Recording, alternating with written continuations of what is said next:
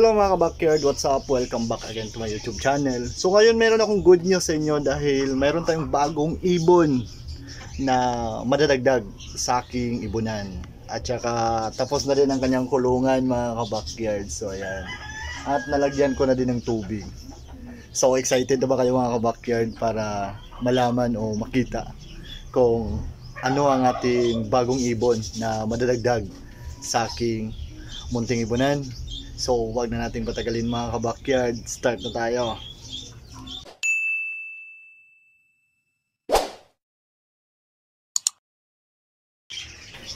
Hello mga ka-backyard. Bago ko buksan ang ating i-unbox na ibon ngayon, samahan nyo muna ako i-check ko ang nest box ng aking mga alagang ibon.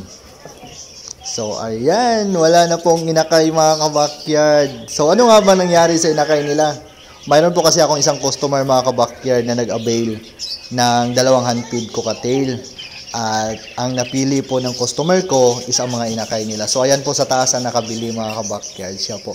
Shout out sa iyo sir. Sana maparami mo po ang ibon o maalagaan mo ng maayos ang iyong handfeed na binili sa akin.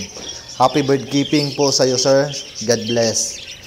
So dito naman mga ka-backyard, malaki na po ang 2 painakay ko na Lutino at saka itong albino.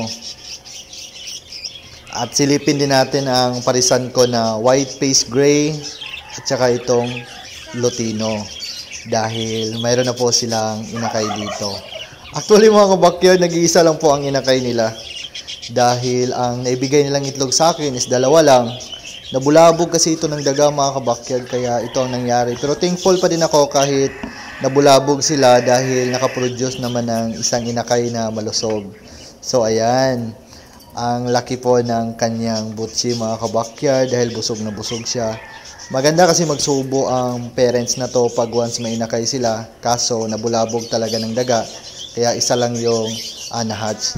So tingnan din natin ang aking back-to-back yellow TCB na English Budgie kung mayroon na ba silang itlog. Dahil paminsan-minsan nakikita ko pag once nagbibigay ako ng mga gulay sa kanila na nag-start na silang mag-mating at saka magsubuan. Kaya ngayon, samahan nyo ako, silipin natin ang nest box kung ano ba ang resulta. May itlog ba o wala? So, wala pang itlog mga ka-backyard. Antay-antay lang tayo ng mga ilang days dahil nag-start na silang mag-band at nag-start na silang mag-mating, kaya malapit na ito. So dito naman sa aking nursery cage mga ka-backyard, ito ang update sa mga harvest natin ng mga painakay. So ayan, malalakas na sila at saka malulusog. So nasa dapuan po sila ngayon, nagpapahinga dahil katatapos ko lang namigay ng canary seed sa kanila. Ang mga bagong harvest ko kasi na ibon mga ka-backyard, hindi ko sila pinapaubusan ng pagkain. Dahil maganda kasi sa ating mga painakay na bagong harvest na bugbugin sila ng pagkain o busugin sila ng pagkain para madali silang lumakas at saka gumanda ang kanilang katawan. Dito naman sa isang nest box ko, tingnan natin dahil parang mayroon ng inakay na